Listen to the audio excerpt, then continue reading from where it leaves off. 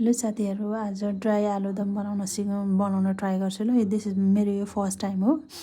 मैले तेल तताएर अनि जिरा फुराएँ, त्यसपछिबाट प्याज लगाएँ। प्याजलाई भुटेर रातो हुनेसम्म भुटेँ, मजाले मिक्स गरेर भुटेँ। त्यसपछिबाट टमाटर हालेँ, अदुवा लसुनको पेस्ट हालेँ अनि त्यसलाई पनि फेरि राम्रोसँग चलाएँ। अनि त्यसपछिबाट एकछिन राम्रोसँग चलाएपछि बेसार हालेँ अनि जिरा पाउडर, धनिया पाउडर अनि लाल मिर्च पाउडर राखेर फेरि मजाले चलाएँ। त्यसलाई मजाले मिक्स गरिदिएँ नि राम्रोसँग। अनि त्यसपछि फेरि हेर्नुहोस् त, त्यहाँनिर नुन राख्दिएँ मैले।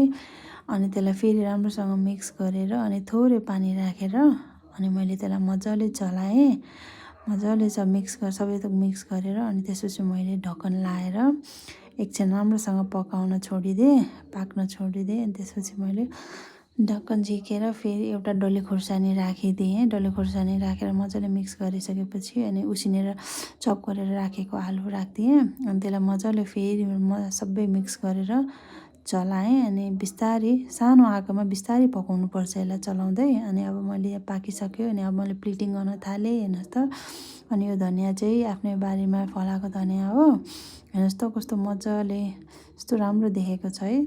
ल हस् त, थ्याङ्क यू साथीहरू, तपाईँहरू पनि बनाएर खानुहोला। Simple and easy recipe.